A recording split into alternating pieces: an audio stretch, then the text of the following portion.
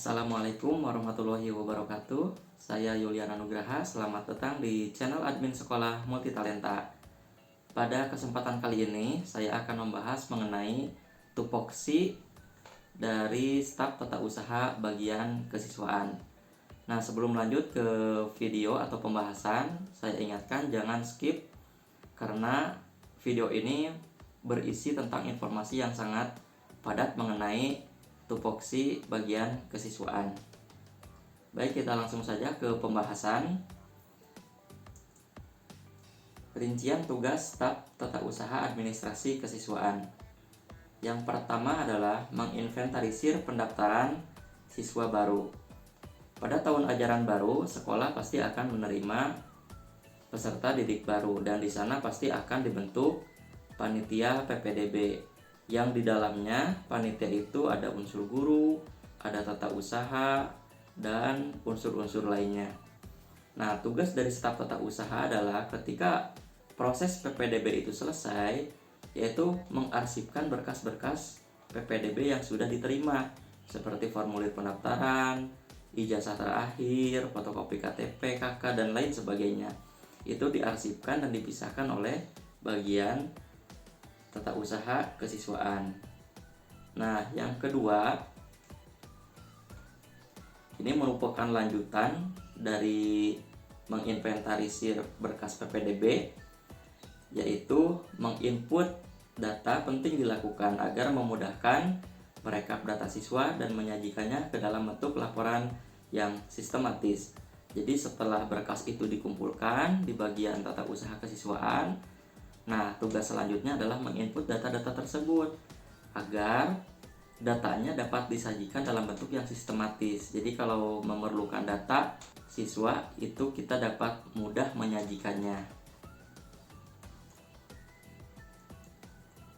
Yang ketiga adalah membuat daftar nomor induk siswa atau NIS dan absen. Nah, seperti kita ketahui, nomor induk siswa ini ada dua. Yang pertama adalah NISN, yang kedua adalah NIS. NISN itu diterbitkan oleh Kemendikbud, sementara NIS itu diterbitkan oleh satuan pendidikan masing-masing. Tujuannya untuk apa? Yaitu untuk memudahkan baik satuan pendidikan itu sendiri maupun memudahkan sekolah lain mengetahui siswa ini berasal dari sekolah mana. Ketentuan pembuatan NIS. Oke, kita lihat di sini. Jadi NIS itu terdiri dari 10 digit. 2 digit pertama yang saya tandai kuning ini adalah 2 digit terakhir tahun masuk. Sebagai contoh, misalkan untuk PPDB tahun 2021, maka 2 digit pertama kita cantumkan 21. Kenapa? Karena tahun masuknya adalah tahun 2021. Nah, 5 digit selanjutnya adalah 5 digit terakhir NPSN. Jadi NPSN itu seperti yang kita ketahui, setiap satuan pendidikan pasti memiliki NISN yang kurang lebih ada sekitar 8 digit. Kita ambil 5 digit terakhir NPSN sekolah kita. Nah, 3 nomor terakhir yaitu nomor urut peserta didik sekolah, misalkan 001, 002, 03 dan selanjutnya. Jadi kita dapat mengetahui angkatan tahun 2021 itu jumlah siswanya adalah berapa ratus. Itu bisa dilihat dari NIS terakhir siswa tersebut. Dan selanjutnya itu membuat absen. Setelah NIS itu dibuat, barulah kita membuat absen per rombel.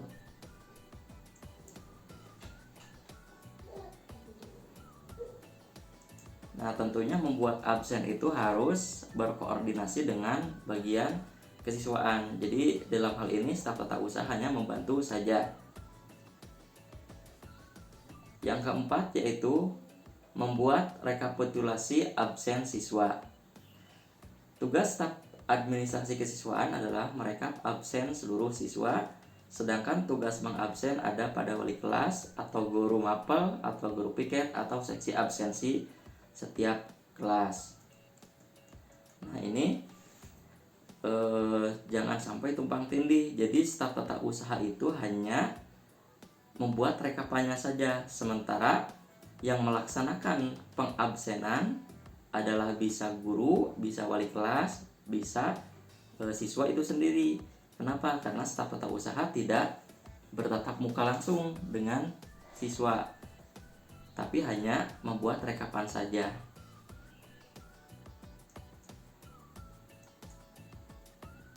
Yang kelima yaitu menyusun daftar keadaan siswa.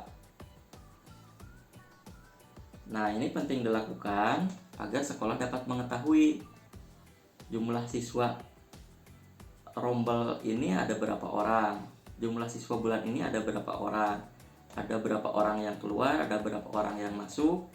Jadi dapat terlihat dari daftar keadaan siswa ini.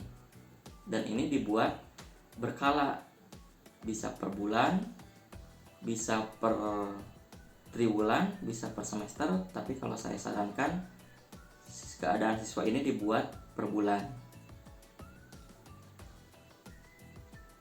Yang keenam yaitu mengisi buku induk siswa. Buku induk siswa ini diisi selengkap-lengkapnya, mulai dari data pribadi siswa, data orang tua, alamat, termasuk foto. Jadi foto ketika siswa tersebut masuk PPDB, terus saat siswa tersebut bersekolah, dan foto siswa saat akan lulus. Nah, untuk formatnya mungkin bisa dicari banyak di internet. Tupoksi yang ketujuh yaitu menyimpan daftar kumpulan nilai atau ledger.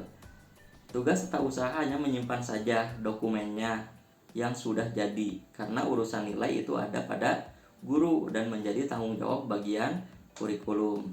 Tapi tata usaha harus menyimpan file dokumen ini karena suatu saat misalkan ada orang tua yang datang ke sekolah menanyakan nilai, ternyata gurunya sedang tidak ada atau wali kelasnya sedang tidak ada, jadi tata usaha bisa menyampaikan data tersebut, tapi untuk pengisiannya itu diserahkan semuanya kepada bagian kurikulum. Jadi tugas tata usaha hanya menyimpan saja.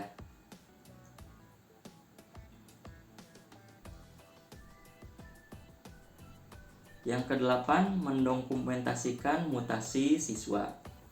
Nah, ini juga sama dengan tadi, tugas tata usaha hanya menyimpan saja, hanya mencatat saja.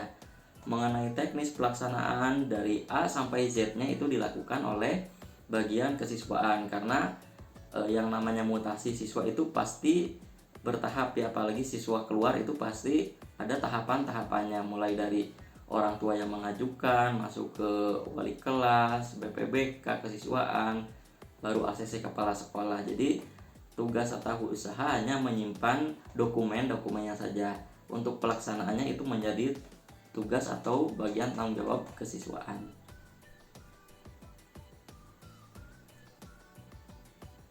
Yang kesembilan yaitu membuat usulan peserta ujian atau AKM, asesmen ketuntasan minimum. Jadi ini tugas tata usaha adalah mengusulkannya kepada Dinas Pendidikan. Jadi direkap dulu siswa yang tahun ini mengikuti AKM itu ada berapa orang. Mekanismenya mungkin bisa berbeda-beda, ada yang via online, ada juga yang harus berkasnya diserahkan kepada Dinas Pendidikan, itu tergantung dari kebijakan Dinas Pendidikan masing-masing. Yang ke-10 yaitu menginventarisir data lulusan atau alumni. Siapa yang melakukannya? Biasanya itu dari BKK atau BPBK ya. Jadi tata usaha itu hanya menginventarisir saja. Nah, rangkumannya adalah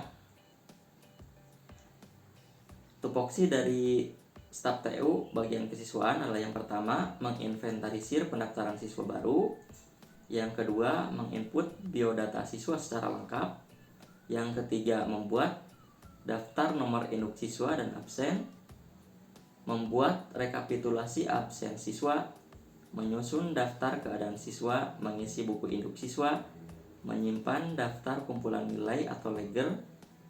Ke-8, mendokumentasikan mutasi siswa.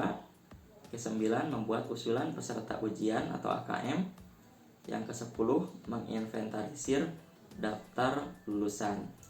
Nah, itu tadi tupoksi dari staf tata usaha bagian kesiswaan. Nah, buat teman-teman, mudah-mudahan apa yang saya sampaikan dapat bermanfaat. Segitu saja pembahasan kali ini dari saya. Mohon maaf apabila banyak kesalahan. Wabillahi taufiq wal hidayah. Wassalamualaikum warahmatullahi wabarakatuh.